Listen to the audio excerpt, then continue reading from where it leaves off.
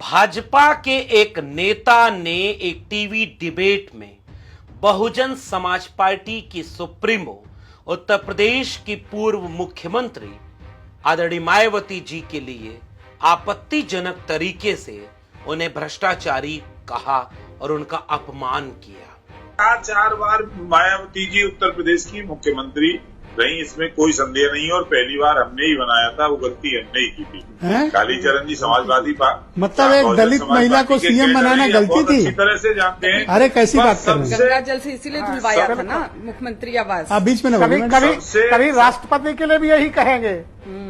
उत्तर प्रदेश के अंदर सबसे अधिक भ्रष्ट कोई मुख्यमंत्री हुआ है तो उनका नाम है मायावती।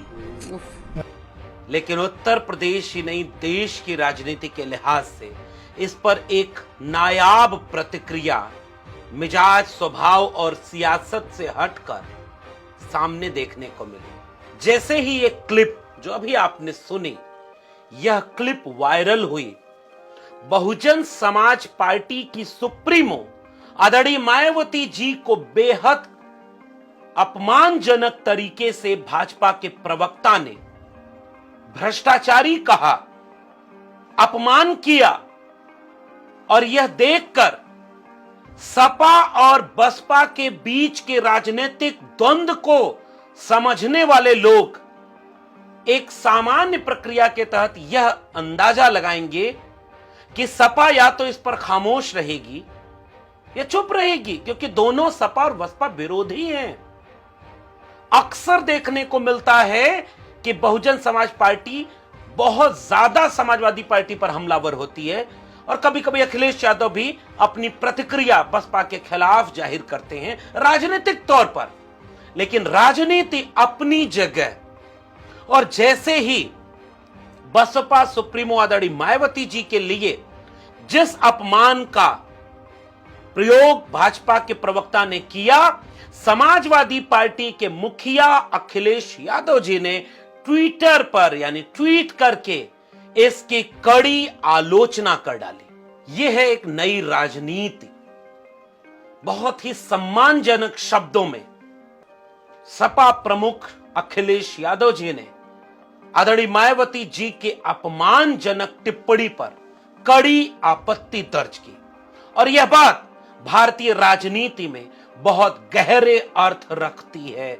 उत्तर प्रदेश की राजनीति में भी इसके दूर तक असर सुनाई देंगे। अखिलेश यादव जी अपने ट्विटर अकाउंट एक्स पर लिखते हैं कि उत्तर प्रदेश के एक भाजपा विधायक द्वारा उत्तर प्रदेश की एक भूतपूर्व महिला मुख्यमंत्री जी के प्रति कहे गए अभद्र शब्द दर्शाते हैं कि भाजपाइयों के मन में महिलाओं और खास तौर से वंचित शोषित समाज से आने वालों के प्रति कितनी कटुता भरी है। यह शब्द सामान्य शब्द नहीं है, यह वाक्य सामान्य वाक्य नहीं है। सपा प्रमुख अखिलेश यादव की राजनीति का यह एक नायाब दृश्य है। अखिलेश यादव की शख्सियत का यह वह कोमल पक्ष है, यह वह मानवीय पक्ष है जिसने उत्तर प्रदेश में तमाम लोगों का दिल जीत लिया।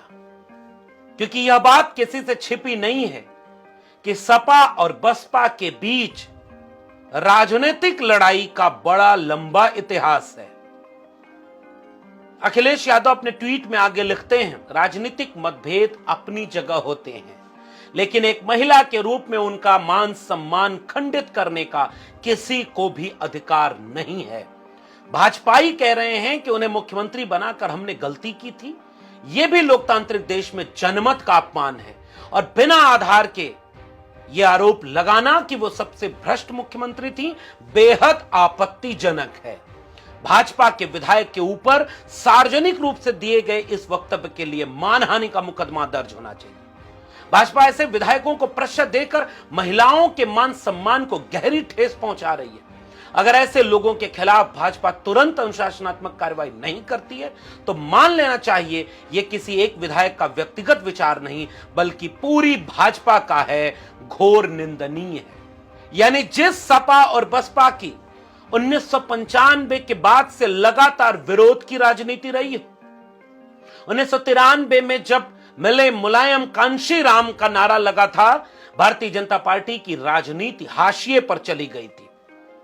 वंचित शोषित एकजुटता ने, बहुजन एकजुटता ने पूरे देश के सामने एक उम्मीद की किरण पैदा कर दी थी, जब इस देश के वंचित शोषित समाज के लोग एक हो गए। लेकिन जिन्हें इस एकता से अपनी कुर्सी जाती दिखी, अपना वर्चस्व टूटता दिखा, उन्होंने इन दोनों को लड़ा दिया।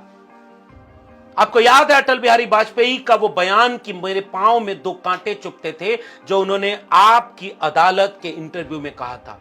मैंने पहले एक कांटे से दूसरे को निकाला और फिर दूसरे को भी फेंक दिया। कांटे को निकालने के लिए कांटे का उपयोग करना पड़ता है और फिर दोनों कांटों को फेंक देना पड़ता है, और हमने उत्तर प्रदेश में यही किया। एक कांटे से दूसरा कांटा निकाला और दोनों कांटे फेंक दिए। सपा बसपा को आपस में लड़ा दिया गया, कई प्रायोजित घटनाएं कराई गईं और आरोप यह लगाया गया कि सपा प्रमुख के इशारे पर यह हुआ। 2019 के पहले तक कोई ये उम्मीद नहीं करता था कि सपा और बसपा में कोई गठबंधन भी हो सकता है, लेकिन अखिलेश यादव ने बड़ा दिल दिखाते हुए आदरणीय मायावती जी के सामने एक प्रस्ताव रखा, और जिसे आदरणीय मायावती जी ने बड़ा दिल दिखाते हुए स्वीकार किया, और एक नया अध्याय उत्तर प्रदेश की राजनीति में शुरू हुआ। हड़कंप मच गया कि इस एकजुटता से कहीं दिल्ली की कुर्सी भी हाथ से चली न जाए, इसलिए लोग लग गए कि ये एकजुटता कामयाब न होने पाए। दोनों दलों के लोगों को कैसे तोड़ा जाए, अलग किया जाए और चुनाव में इनको शिकस्त दी जाए, और तमाम कई कारणों से 2019 का गठबंधन सपा और बसपा का कामयाब नहीं हो सका, और अप्रत्याशित रूप से तुरंत बसपा प्रमुख के द्वारा वो गठबंधन तोड़ लिया जाता है।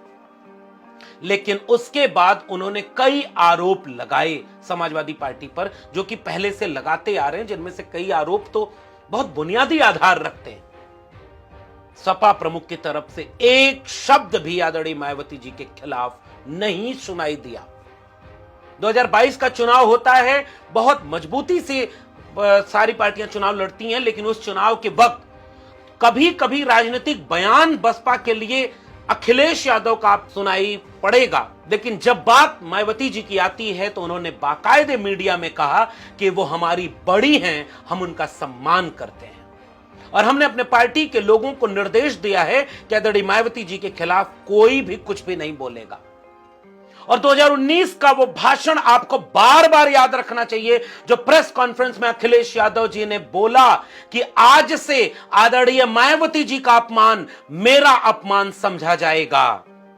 आज से समाजवादी पार्टी का प्रत्येक कार्यकर्ता इस बात को गांठ बांध ले कि आदरणीय मायावती जी का सम्मान मेरा सम्मान है, और अगर भाजपा का कोई भी नेता आदरणीय मायावती जी का अपमान करता है तो समझ लेना कि वो अपमान आदरणीय मायावती जी का नहीं बल्कि मेरा अपमान हुआ है। मुझे लग रहा है कि वो 2019 में गठबंधन जरूर टूट गया, लेकिन ये रिश्तों का गठबंधन आज भी कायम है, और आदरणीय अखिलेश यादव जी की तरफ से आदरणीय मायावती जी के लिए आज तक उसे निभाया जा रहा है। और फिर वह देखने को मिला जो बहुत लोगों की नींद हराम कर सकता है, जो अप्रत्याशित था, लेकिन यह होता है अपनों का एक रिश्ता, और वो रिश्ता था आदरणीय मायावती जी ने जब निभाया। उन्होंने ट्वीट करते हुए समाजवादी पार्टी के मुखिया को बधाई दी, शुक्रिया कहा, आभार जताया, और यह उत्तर प्रदेश की राजनीति के लिए नया है, क्योंकि लगातार पिछले दिनों लगातार आदरणीय मायावती जी भाजपा कांग्रेस के बराबर समाजवादी पार्टी पर भी हमलावर रही हैं, और समाजवादी पार्टी ने 2024 के चुनाव में पीडीए के जरिए, संविधान के नैरेटिव के जरिए वंचित शोषित लोगों की एकजुटता बनाने में जो कामयाबी हासिल की, उसके बाद से यह खाई और बढ़ गई थी, और ऐसा लग रहा था कि सपा और बसपा के बीच लगातार इस बात की टकरार देखने को मिलेगी कि कौन किसका वोट लेता है। लेकिन इस घटना के बाद एक ऐसा रिश्ता देखने को मिला जो नायाब है, उत्तर प्रदेश की राजनीति के लिए नायाब है, देश की राजनीति के लिए नायाब है, वंचित शोषित बहुजन परिवारों के लिए एक उम्मीद की रोशनी देता है कि सियासत अपनी जगह है, राजनीति में कई मुद्दों पर हमारी राय अलग हो सकती है, हम लड़ लेंगे, लेकिन बात जब मान सम्मान की आएगी तो यह मान सम्मान से समझौता नहीं होगा। और आदरणीय अखिलेश यादव जी ने अपनी फिर से उस शख्सियत का परिचय दिया है जिसने लोगों का दिल जीत लिया।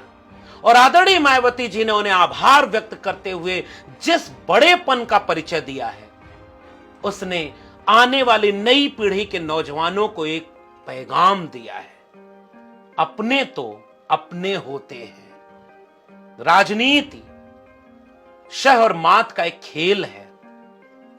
मैं जानता हूं ये जब मैं वीडियो बना रहा हूं तो मैं उस अपने दिल की बात साझा करने के लिए बना रहा हूं कि मैंने जब ये देखा कि पूरे देश में संविधान खतरे में था, देश का ऐसा चुनाव, कल्पना करिए कि 2024 में अगर भारतीय जनता पार्टी पूर्ण बहुमत में आ जाती, कल्पना करके देखिए कि 2019 में जब वो पूर्ण बहुमत में आई तो मई जून में चुनाव जीतते जीतते उसने अगस्त तक कितने बड़े बड़े प्रावधान इस देश में लागू करके संविधान को कमजोर कर दिया था। और इस बार की उनकी पूरी तैयारी थी। इसलिए संविधान को दिल में रखने वाले हर नागरिक की जिम्मेदारी थी कि वो भाजपा को हराए। इसलिए मेरा हमला केवल और केवल भाजपा पर था। और उत्तर प्रदेश का जहां का मैं रहने वाला हूं, वहां जो पार्टी भाजपा को सबसे मजबूती से हरा रही थी, मैंने उसका साथ देना अपना नागरिक धर्म समझा। लेकिन उसके बाद से लगातार एक पार्टी विशेष के लोगों द्वारा इतने अमानवीय, अनैतिक और अभद्र भाषा में मेरी आलोचना हुई, मैंने कभी पलटकर एक शब्द नहीं लिखा है आज तक, और ना भी मैं उनसे कोई शिकायत करूंगा। वो दिन रात केवल और केवल मेरे खिलाफ लिखते हैं, लेकिन मैं जानता हूं कि वो मेरे अपने हैं। उन्हें मेरे राजनीतिक निर्णय से असहमति हो सकती है, जिसका पूरा अधिकार उनके पास है, लेकिन मैं अफसोस केवल इस बात का करता हूं कि मेरी कई निम्न स्तरीय, तर्कहीन, तर्कहीन आलोचना वो लोग ऐसी करते हैं जैसी आज तक आरएसएस भाजपा वालों ने भी नहीं की। केवल दुख इस बात का होता है, लेकिन मुझे सुकून इस बात का मिलता है कि इन नौजवानों को अभी राजनीति में कितना कुछ सीखना है। हम तो दिल बड़ा करके एक शब्द अपनों के खिलाफ नहीं बोलेंगे। याद रखिएगा मेरा ये वाक्य। मैं जानता हूं कि जीतने का ये हुनर भी आजमाना चाहिए। जंग अगर भाई से हो तो हार जाना चाहिए। ये मेरे अपने लोग हैं, जितने भी एक पार्टी विशेष के, एक समुदाय के, एक तबके के लोग मेरी दिन रात आलोचना करते हैं। लेकिन मैंने आज यह सबक सीखा कि जब बात बसपा प्रमुख की आई तो सपा प्रमुख ने सबसे पहले प्रतिक्रिया देकर उनके सम्मान को अपना सम्मान बताया। और जब आदरणीय मायावती जी ने इसको देखा तो उन्होंने आभार जताया सपा प्रमुख का। यह मेरे लिए राजनीति का एक नया चैप्टर है। यह मेरे लिए एक उम्मीदों का चैप्टर है। यह मेरे लिए एक राजनीति का सबक है कि पीड़ित परिवार, वंचित शोषित परिवार, बहुजन परिवार हमारा अपना परिवार है, और हम उसके मान सम्मान और हक अधिकार के लिए जब भी मौका आएगा हम एकजुट दिखेंगे, एक रहेंगे और उन एक दूसरे के मान सम्मान की रक्षा करेंगे। और इसलिए जो हमारे खिलाफ कितना भी कुछ कहे, हम उसका पलटकर जवाब नहीं देंगे। और देखिएगा कि इसने भारतीय राजनीति में क्या नया अध्याय जोड़ा है। अपनी प्रतिक्रिया नीचे कमेंट बॉक्स में जरूर बताइएगा। फिर मिलेंगे, तब तक के लिए बहुत बहुत धन्यवाद।